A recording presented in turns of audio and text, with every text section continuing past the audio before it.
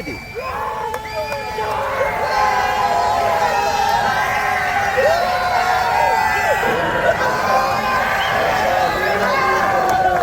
Champion প্রথম বলবো আলহামদুলিল্লাহ, শুকরিয়া আলহামদুলিল্লাহ। এটা আল্লাহ ছাড়া সম্ভব না। আমাদের আল্লাহ পাক যদি আমাদের সাথে হয়েছে, এর জন্য আমরা জিততে পারছি। আপনি যদি দেখেন সামনে ইন্ডিয়া ম্যাচের সাথে আমরা কিন্তু অত ভালো খেলিও নাই, তাও কিন্তু আমরা জিতছি। আল্লাহ ছাড়া এটা সম্ভব না। এটা আমি বলবো, এটা আমরা কেউ করি না, একমাত্র আল্লাহ ছাড়া এটা আমাদের সম্ভব না। আমাদের পক্ষে এটা সম্ভব না, এটা আল্লাহ ছাড়া কেউ করে না। মানে আমি আজকে মাঠে নামার পর আমি চিন্তা করছিলাম আমি যে টপ স্কোরার হবো, এটা আমার চিন্তাই ছিল না, চিন্তার বাইরে ছিল একদমই।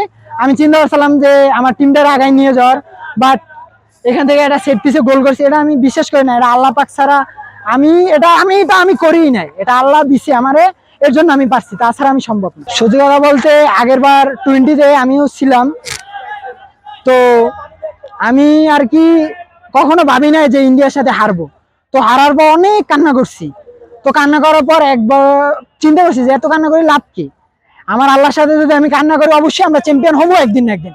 বাট আজকে এসে যে চ্যাম্পিয়ন, আলহামদুলিল্লাহ, সত্যি কথা আমি ভাবতেও পারতেছি না যে আমরা চ্যাম্পিয়ন। আমরা আসার আগেই মানে ছিল যে এজ লেভেলে যেহেতু আমরা 17 থেকে 19, 20 সব খেলছি, চ্যাম্পিয়ন হতে পারি না কোনো দিন। লাস্ট 2022 সালে আমরা রানার্স আপ হয়ে অনেক কান্নাকাটি করছে মাঠের ভিতরে, সব আমার টিমমেট বা আমি সবাই কান্নাকাটি করছে। আমরা চাইছিলাম যে এবারে কান্নাকাটিটা যেন আমরা না করা লাগে, সবাই যাতে হাসি মুখে মাঠ থেকে যেতে পারি। এর এক্সাইটমেন্টটা আমার বলার মতো না। কিছু মনে করি যে আমার মা বাবার দোয়া, আত্মীয় স্বজন, মানুষের দেশবাসীর দোয়া এবং টিমমেটের সাপোর্টে আমি আসলে 2 ম্যাচ খেলেই টুর্নামেন্টের বেস্ট গোলকিপার হইতে পারছি আমি মনে করি। আল্লাহর কাছে লাখ লাখ শুকর, আলহামদুলিল্লাহ। আমরা ভারতের সাথে খুবই একটা টাফ ম্যাচ জিতটা, সেমিফাইনালে আমরা ফাইনালে আসছি। সবাই বুস্ট আপ ছিল যে আমরা ইনশাল্লাহ নেপালের সাথে আমরা গ্রুপ পর্বে হারছি। তো আমরা সবাই মোটিভেটেড ছিলাম যে ইনশাল্লাহ নেপালে আমরা গ্রুপ পর্বের যেই ম্যাচটা হারছি এটা প্রতিশোধ নিয়ে ইনশাল্লাহ ফাইনাল ম্যাচ জিতবো। এবং আমাদের যারা সবাই একসাথে প্রতিজ্ঞাবদ্ধ হয়েছিলাম, সবাই একসাথে মাঠে এটা প্রমাণ করতে পারছি এবং আলহামদুলিল্লাহ আমরা চ্যাম্পিয়ন। ভাই চ্যাম্পিয়ন হওয়ার পরে আসলে যে আমি ইনজুরি আমার কাছে মনে হইতেছে না, এটা সবকিছু ইনজুরি এক সাইডে চলে গেছে, ট্রফি আইসা পড়ছে।